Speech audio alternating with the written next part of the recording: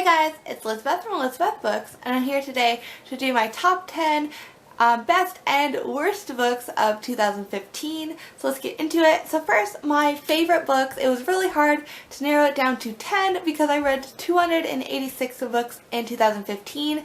I am not counting like that these books all came out in 2015, but they're the ones I read that I enjoyed in 2015 the most, and none are rereads. So these are all books I read for the first time in 2015 that I loved. So first is Crown of Midnight by Sarah J. Maas. This book was amazing. This is the best book in the series. I don't know how people don't think this is. This one was the most exciting. It was the most like heisty. I liked how it was like going after a specific person, and something really sad happens in this book to a character that you love if you haven't read the series. But the third book and fourth book compared to this one are so boring. Like, just compared to this one. I love the series overall in general, but this one is so good. This one is exciting because people are like, oh, stick around for the third book, but for me it was like, stick around for this one. I really liked it, and the novellas. This one's so good. Next, I really loved The Young Elites by Marie Lu. Oh my gosh, this was amazing. I read this twice in 2015, but I'm counting it because I read it for the first time January of 2015, and I reread it in November, I believe, and it's amazing. A girl who has special powers that make her an elite, and there's other young people in the town that have special powers as well, and they kind of join together. It is set in like a corrupted kingdom, and I don't know, I really enjoyed it. I loved the sequel. I'm so excited for more in the series. For a contemporary, I loved Don't Look Back by Jennifer L. Armentrout. This was a creepy amnesia story. It's about a girl who wakes up in the middle of nowhere. She doesn't know who she is. She doesn't know where she's at. She gets taken to the hospital. Her parents come to see her. She doesn't know they're her parents, and it's just a great mystery story. How did she get to the middle of the woods? Her best friend is missing. She's like, where could my best friend be? But she doesn't remember her best friend, and it's a very good twisted contemporary story. I really enjoyed it. Next, for a sad one, I loved All the Light We Cannot See by Anthony Doerr. This is a book about alternating chapters about a girl who is blind, so she can't see what's going on around her, but she can hear, and her father goes missing, and it's just her living alone with her great uncle, I believe. And then alternating chapters about a young boy who is becoming a Nazi, not because he wants to, but to support his family, and it's just how you stayed alive at the time. He just had to support it to stay alive as a young child, and it's just how their lives connect. It's a very good story. I really loved it. I cried a lot, and I was reading it in an airport, and I had to hold back my tears because I was in public, but it was very good. Then for another contemporary type story, I really loved Imaginary Girls by Nova Ransuma. This is about a girl whose sister tells her to swim across the lake, and she does, and you don't really know if people are alive or dead in this story. It is kind of a magical realism-y type book without really explaining things, but I loved it.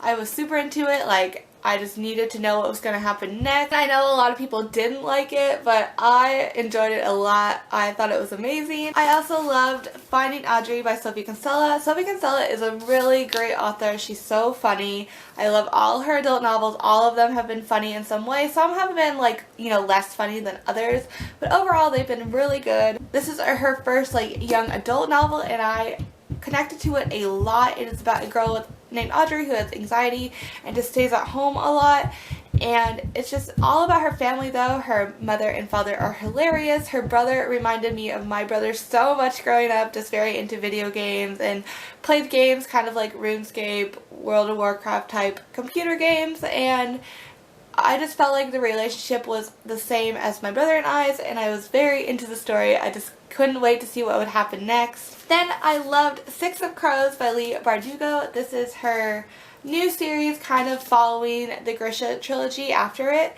and it's just a very good heist book. I loved the main character who his name is Kaz, and he's the one who gets the heist together, and I loved Nina. She's one of the girls, and there wasn't anyone I did not like in this. It was just very good. Then I loved Every Last Word by Tamara Ireland Stone.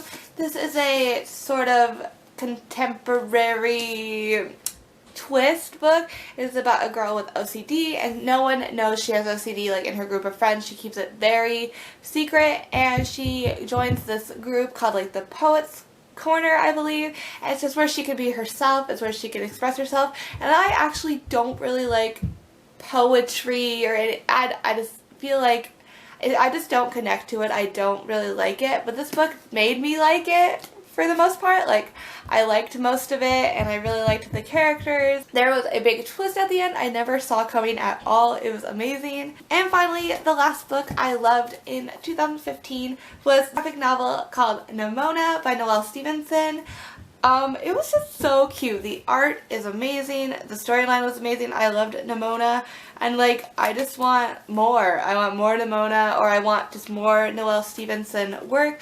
I read Lumberjanes, which she like produced, and I think she does some of the art in it, but I just really loved her art style and story, and this was great. I'm going to move on to the top 10 books I did not like in 2015. I don't really have any of them to hold up because they were books I read from the library or I got rid of promptly after reading them because I did not like them. But so if these are any of your favorite books, I'm really sorry for me saying I don't like them, but these were just books that I gave 2 stars, 3 stars. We're just not really enjoying. So I'm just going to quickly go through them because I don't really have anything good to say about them. So the top 10 I would not recommend are Where'd You Go, Bernadette, Guy in Real Life, Red Rising, Black Ice, Wuthering Tights, I'll Meet You There, The Coincidence of Coconut Cake, The Fill-In Boyfriend, We're Having the Knot, and Red Queen. And I actually still have Red Queen because the cover is really pretty and I don't want to get rid of it, but it wasn't a very good book. It wasn't good at all. It was like every book you've ever read. So yeah, those were the top 10 I didn't like. I'm not really going to go into them because the reasons I didn't like them was I thought they were boring, I didn't think they were worth the hype, I disagreed with a lot of things in them, so they were just not enjoyable reads for me, so I'm sorry if you liked them. So yeah guys, those were my top 10 and top worst books of 2015. Let me know some of your favorite books you read and least favorite books below, and thank you guys so much for watching. Bye guys!